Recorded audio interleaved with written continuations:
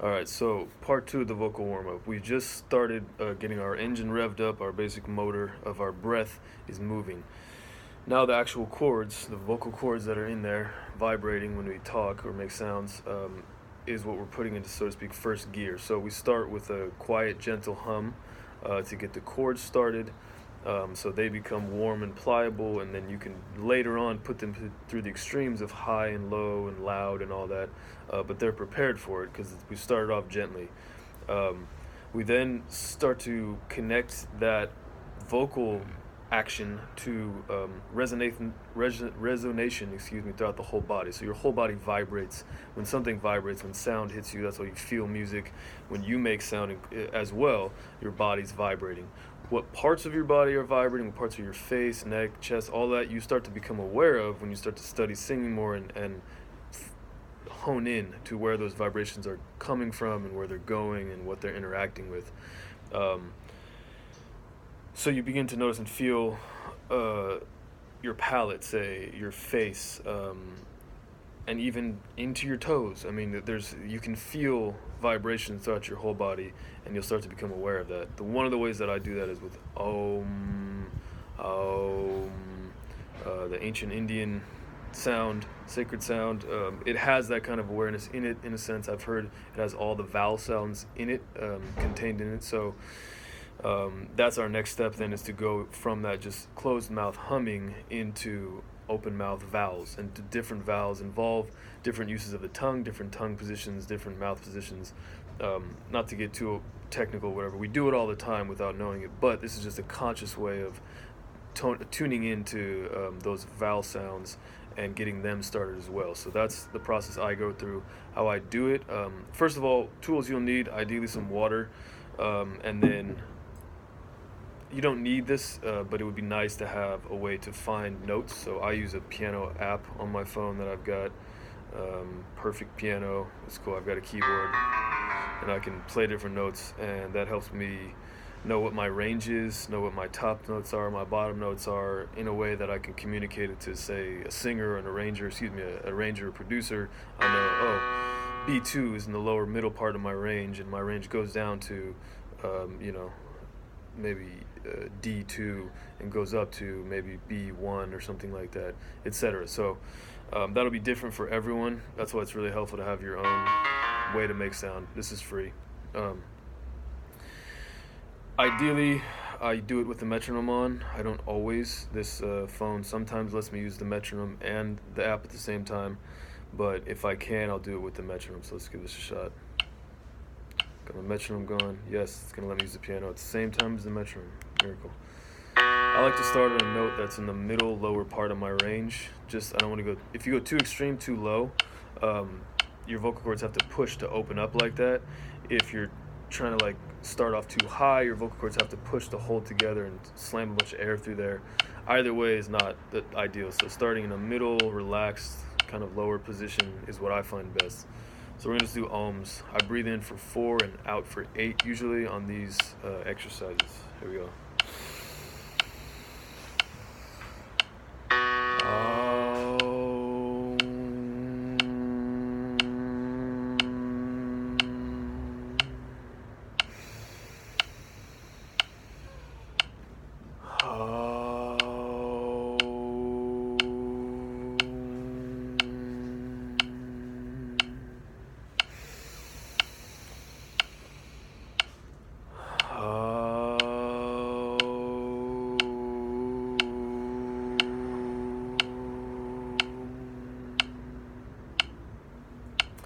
All right, so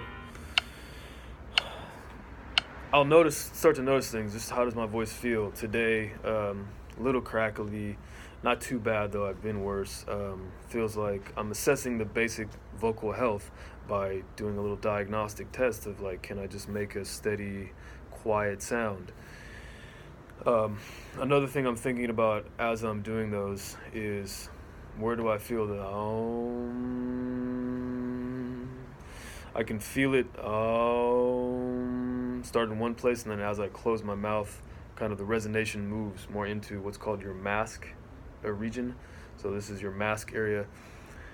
if you can be resonating in your mask, or mask resonance they call it, your voice will project and carry further. So I've had issues with being a little bit too back in my throat and too quiet, and therefore I'm on stage and it doesn't really translate, it doesn't cut.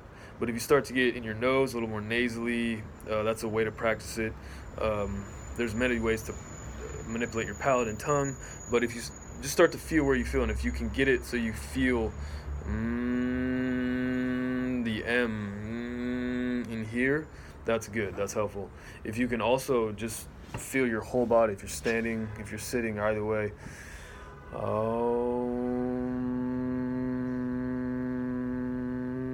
start to feel it as a vibration that can travel down through your toes into the ground, into the building you're in, and out of your head into the heavens. You can literally, that's what you're doing. You're sending vibrations out in all directions, including through your body. So remember that, connect with that, feel that. You're going to make more full music, more whole music that's related to your whole being, in a sense, in a literal sense, but also, therefore, I think in an emotional way, better. You'll better be able to connect if you're physically connecting. So after I've done my 3 ohms, I go into 5-note scales. I do 5 of these 5-note scales. That's just a basic major scale. How I do them, though, is in 3 little parts. I do first just an ohm on the note that I'm starting. I'm going to start on that same B. I'll just do another ohm, check in, feel. Maybe start gradually increasing the volume as I go through these. Then I'll do my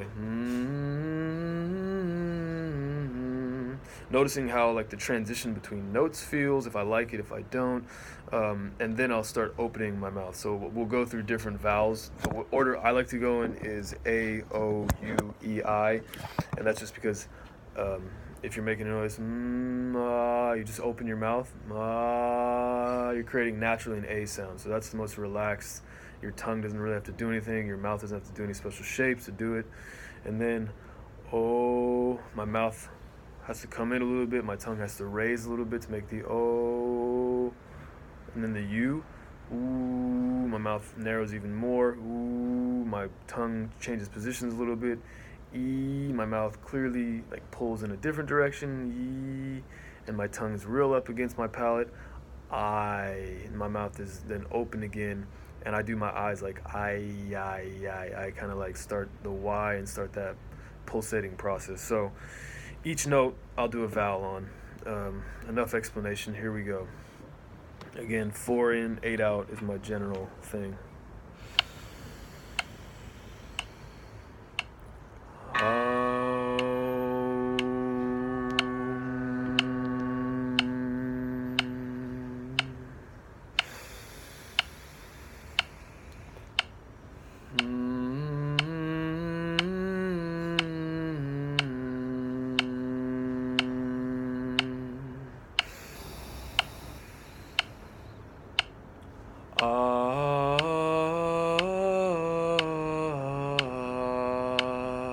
Next note.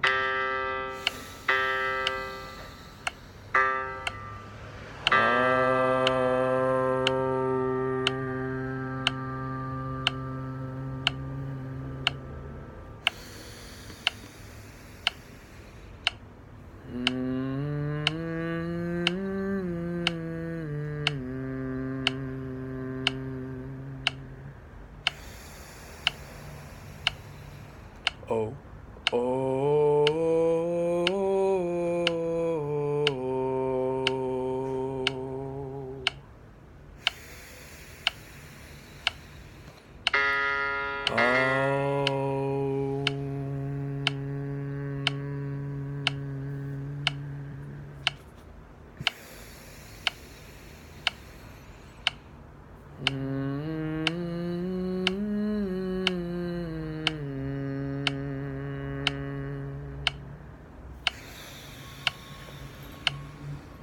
ooh,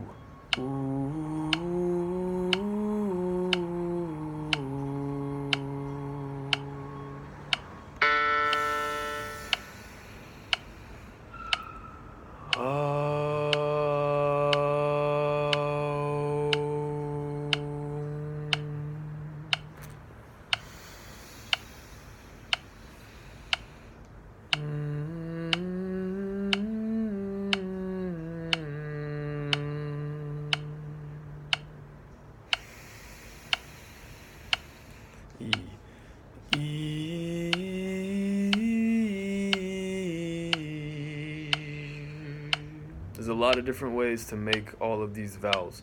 There's a lot of different ways to make these sounds, and make sure that you're aware of, if you feel tense and you feel like you're straining, it's probably coming from somewhere. Your neck is a good candidate. Your shoulders could be a good candidate. How you're holding your torso and your back can affect the tension in your larynx area. Even how you're standing or sitting or any of that stuff. So last one, here we go. This is going to be the I. Let's maybe increase the volume, start to push the volume. I wasn't consciously pushing the volume. Usually by the I, I'm a little bit more consciously pushing the volume. And that I, sound I feel like I can start pushing the volume more. So we've got enough warm-up in that we can challenge ourselves decibel-wise.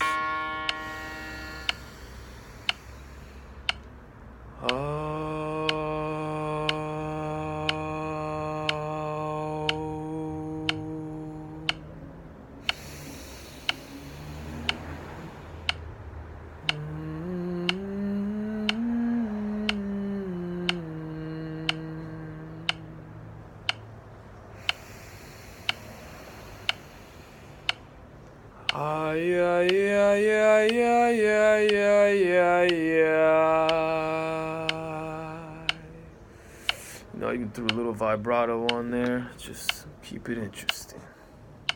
Alright, coming up next, we're going to do some nasals. I'm going to throw these in actually at the end of this one because they're not a crucial piece. You don't need to do them. I felt they were necessary for my particular vocal issues. As I said, I was in the back of my throat.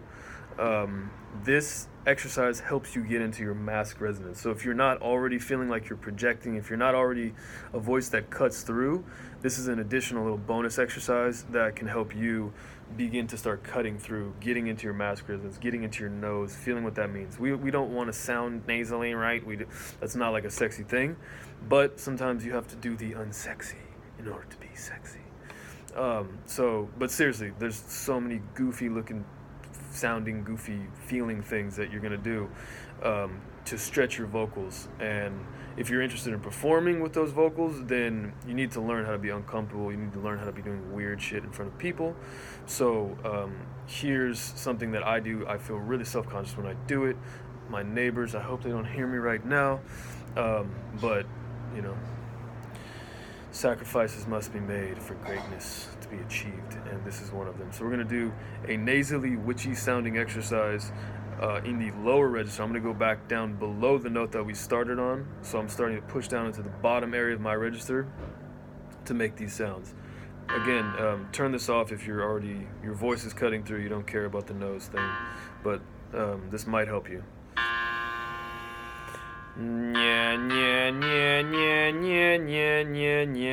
It's so bad, I know. I'm gonna go inside before I even do this, but that's the basics. So yeah, I'm gonna go do that and then come back on y'all with part 3 of the vocal warm-up. Happy ing.